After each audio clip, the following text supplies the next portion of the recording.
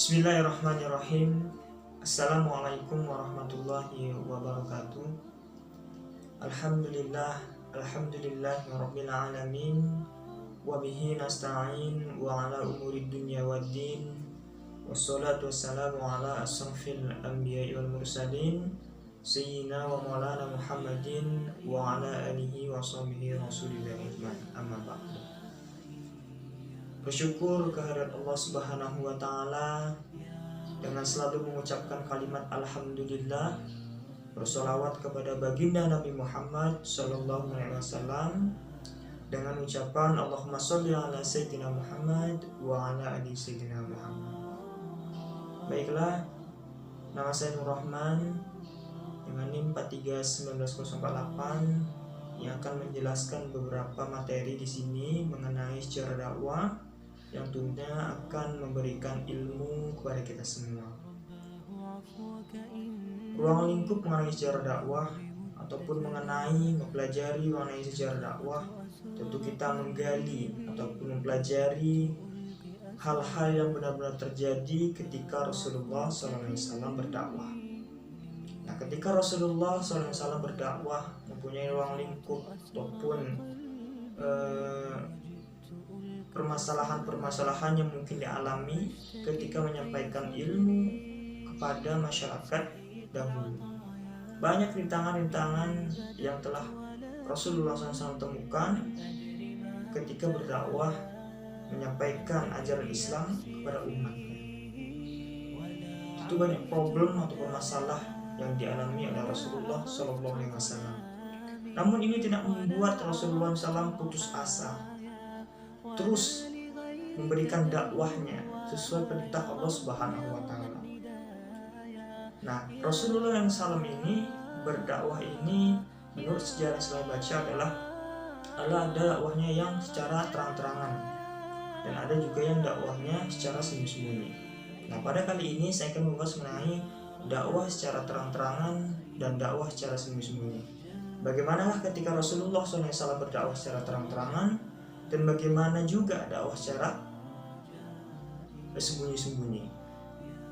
Baiklah, saya akan menjelaskan mengenai dakwah secara sembunyi-sembunyi ketika Rasulullah SAW menyampaikan dakwah.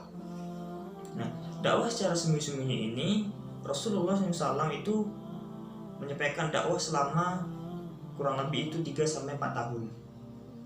Pada masa dakwah secara sembunyi-sembunyi ini Rasulullah SAW menyeru kepada umat Islam, memberikan ilmu kepada umat Islam, orang-orang yang berada di lingkungannya atau rumah tetangga sendiri, bahkan kerabat serta sahabat dekatnya. Nah, ketika Rasulullah SAW berdakwah ini, dia menyampaikan kepada kawan dekatnya, kerabatnya, keluarganya. Nah, mengenai orang-orang yang telah memenuhi seruan dakwah Rasulullah SAW, ya ini adalah Khadijah binti Khuwailid, istri Rasulullah SAW. Ini beliau wafat tahun ke-10 dari kenabian. Yang kedua, Ali bin Abi Thalib. Siapa dia? Saudara sepupu Rasulullah SAW yang telah tinggal di rumah dengannya. Yang ketiga adalah Zaid bin Haritsah, anak angkat Rasulullah SAW. Abu Bakar As-Siddiq, sahabat dekat Rasulullah SAW. Dan Ummu Aiman, siapa dia? Pengasuh Rasulullah SAW ketika Rasulullah SAW itu pada waktu kecil. Abu Bakar As-Siddiq juga berdakwah ajaran Islam, sehingga ternyata beberapa orang kawan dekatnya ini menyatakan bahwa dirinya masuk Islam. Siapa dia?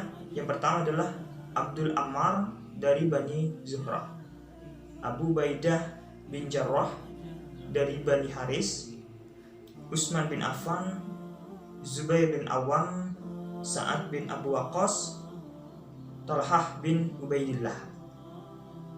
Setelah saya menyampaikan ini, berarti kita mengetahui Rasulullah SAW berdakwah itu dulunya secara sembunyi-sembunyi, menyampaikan dakwahnya itu kepada sahabatnya, pada kerabatnya, pada keluarganya, disuruh secara sembunyi-sembunyi. Yang namanya sudah disebutkan di atas sebut adalah As-Sabiqul Awwalun. apa as-sabiqul awwalun? Pemeluk Islam generasi awal. Setelah kita mengetahui beberapa dakwah Rasulullah SAW secara sembunyi-sembunyi, pada saat ini saya akan menjelaskan dakwah secara terang-terangan. Bagaimanakah Rasulullah SAW berdakwah secara terang-terangan?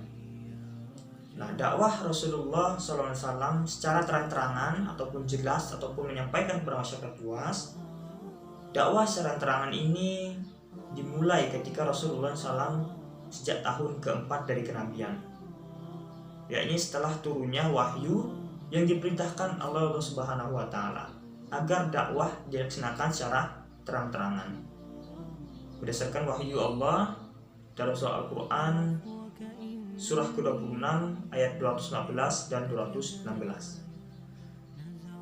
Itulah mengenai sejarah ataupun Nabi SAW dalam berdakwah pada umatnya, baik itu secara sembunyi-sembunyi dan secara terang-terangan.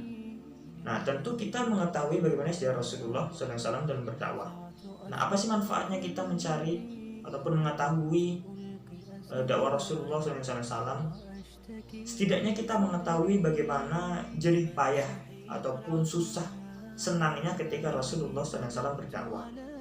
Nah, perlu kita pelajari, kita ambil ibrah bahwasanya Rasulullah SAW berdakwah itu banyak rintangan dan halangan, namun dia tidak berputus asa. Ini yang diinginkan oleh umatnya ketika berdakwah kepada masyarakat, agar tidak ingin bermalas-malasan, tetap menyampaikan walaupun banyak cacian, makian, banyak rintangan, halangan, baik itu yang seginya pernah disakiti gitu. Tetap kita berdakwah. Dan ketika Allah berikan ilmu yang lebih kepada umat manusia, sampaikan kepada umatnya, walau sampaikan satu ayat.